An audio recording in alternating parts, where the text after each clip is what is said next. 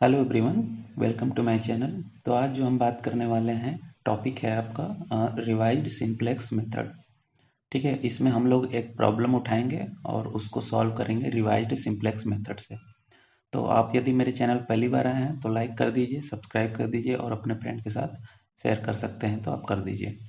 तो चलिए शुरू करते हैं प्रॉब्लम। और प्रॉब्लम शुरू करने से पहले हम लोग ये देख लेते हैं कि रिवाइज्ड सिंप्लेक्स मेथड को सॉल्व करने के लिए प्रोसीजर कौन कौन से हैं, है ना। तो वो चीज़ें हम लोग यहाँ पे देख लेते हैं। तो सबसे पहले प्रोसीजर हम लोग देखेंगे वन बाय वन, एक ओवरव्यू देखेंगे और उसके बाद प्रॉब्लम सॉल्व करेंगे। तो देखिए, सबसे पहले प्रोसीजर क्या है कि हम क्या करेंगे कि कोई भी क्वेश्चन है तो उसको हम लोग स्टैंडर्ड फॉर्म में कन्वर्ट करेंगे, है ना।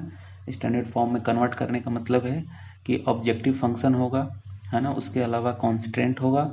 तो उस कॉन्स्टेंट में हम लोगों को स्लैक वेरिएबल्स वगैरह ऐड करने होते हैं, है ना। तो वही चीज़। और यदि क्वेश्चन में मिनिमाइजेशन दिया हुआ है तो सबसे पहले उसको स्टैंडर्ड फॉर्म में कन्वर्ट करेंगे, तो वो कन्वर्ट करेंगे मैक्सिमाइज में, फिर उसके बाद हम लोग आगे बढ़ेंगे, है ना। तो ये चीज़ें हो गया फर्स्ट स्टेप में। उसके बाद सेकेंड स्टेप में हम लोग क्या करेंगे कि find the initial basic feasible solution with the initial basis.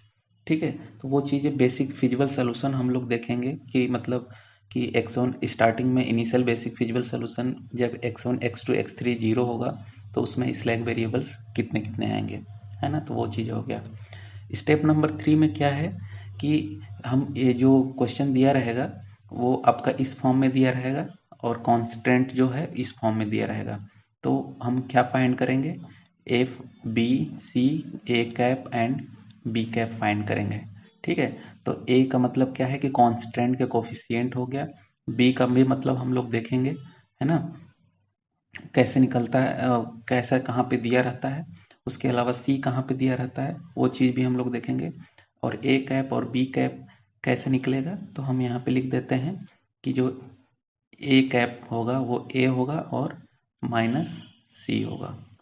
इस तरीके से हमारा निकल जाएगा ए कैप। उसी तरीके से बी कैप क्या होगा, तो जो बी कैप होगा वो बी और जीरो होगा, है ना। तो ये जो ए बी सी ये सब जो है ये क्वेश्चन में ही दिए रहते हैं, है ना। तो वो चीज़ें जैसे कि मान लीजिए ए क्या है, सारे कांस्टेंट के कोफिशिएंट है। बी क्या है, ये वैल्यू है, किधर गया, ये यहाँ पे इस फॉर्म में दिया रहेगा तो ये बी की वैल्यू है ना। उसके अलावा सी क्या है, सी जो ऑब्जेक्टिव फंक्शन में यहाँ पे ये है इस फॉर्म में दिया रहता है। तो ये ए बी सी गिवन रहेगा, ए कैप और बी कैप हम लोग यहाँ से निकाल लेंगे। ठीक है, तो उसके अलावा जो हम लोग नेक्स्ट स्टेप में चलते हैं, स्टेप नंबर 4 में।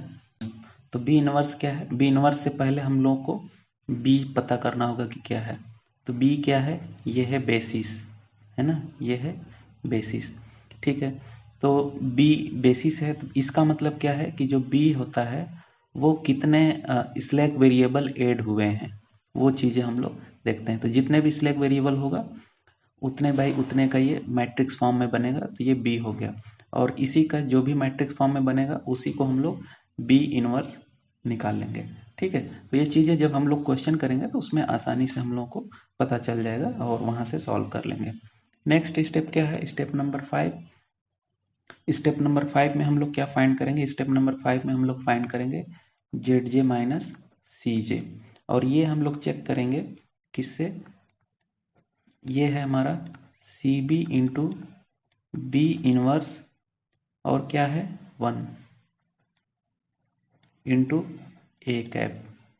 ठीक है, इसका हम लोग मल्टीप्लाई करेंगे ए कैप में और हम लोग चेक करेंगे कि जो वैल्यू है यहाँ पे केस नंबर 1 देखिए, जब ये इसकी वैल्यू जीरो से बड़ी या जीरो के बराबर आ जाए तो वो जो सोल्यूशन होगा वो ऑप्टिमल होगा। उसके बाद हम लोग एक्स बी फाइंड कर लेंगे। ठीक है, यदि आपका कोई एक वैल्यू जेड जे माइनस सी जे में कोई एक वैल्यू जीरो से छोटी आती है तो फिर से हम लोग आगे बढ़ेंगे और उसमें हम लोग सेलेक्ट करेंगे मोस्ट नेगेटिव और वहाँ से हम लोग आगे की वैल्यू देखेंगे कि कौन सा जे के जो है कौन सा इंटर कर रहा है ना। वो चीज़ें हम लोग देखेंगे। तो नेक्स्ट बढ़ते हैं स्टेप नंबर 6 में। स्टेप नंबर 6 में हम लोग क्या निकालेंगे, एक्स बी निकालेंगे। तो एक्स बी कैसे निकालेंगे, वो इस चीज़ से निकालेंगे, B inverse, B cap inverse और ए कैप के। ठीक है, ये निकालने के बाद यदि ए कैप के जीरो से बड़ी छोटी या फिर जीरो के बराबर आ जाए, यहाँ पे ये जीरो से बड़ी या छोटी आ जाए, तो वो क्या करेगा, एग्जिस्ट करेगा अनबाउंडेड सॉल्यूशन। ठीक है, और यदि एक्स के की वैल्यू जीरो से बड़ी आ जाए तो फिर हम क्या फाइंड करेंगे, एक्स बी की वैल्यू फाइंड करेंगे, और ये वैल्यू इस चीज़ से फाइंड करेंगे। ठीक है, B cap inverse into B cap. ठीक है, तो ये हो गया। अब स्टेप नंबर हम 7 में देखते हैं। स्टेप नंबर 7 में हम लोग क्या निकालेंगे कि write down result revised simplex table, एक सिंपलेक्स टेबल बनाएंगे और उसमें हम लोग फाइंड करेंगे मिनिमम ऑफ, तो ये चीज़ें हम लोग फाइंड करेंगे। एक इनिशियल एक टेबल बनाएंगे, उसमें ये फाइंड करेंगे, और उसमें जो है एक्स के की वैल्यू ग्रेटर देन जीरो होनी चाहिए, और उसमें एक की एलिमेंट सेलेक्ट करेंगे।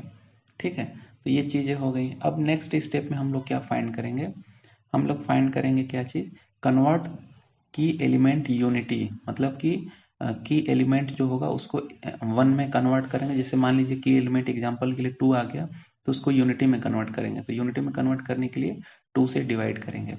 ठीक है, फिर उसी तरीके से ऑल अदर एलिमेंट ऑफ की column to zero and improve the value of, तो ये बी कैप इनवर्स के वैल्यू को हम लोग इम्प्रूव करेंगे। एक टेबल होगा, उसमें हम लोग देखेंगे कैसे हम लोग निकालते हैं। और नेक्स्ट एंड लास्ट है, हम क्या करेंगे, go to step number 5 and repeating the procedure until the optimal feasible solution is obtained. ठीक है, तो ये हम तब तक करते रहेंगे जब तक कि हमको एक ऑप्टिमल फिजिबल सॉल्यूशन मिल ना जाए। मतलब स्टेप नंबर 5 से हम स्टेप नंबर 9 तक कई बार रिपीट करेंगे जब तक कि हम लोगों को एक फिजिबल सॉल्यूशन नहीं मिल जाता है। ठीक है, तो चलिए एक क्वेश्चन हम लोग देखते हैं, और उसमें हम लोग ये देखेंगे कि कैसे हम लोग निकालते हैं रिवाइज्ड सिंप्लेक्स मेथड से।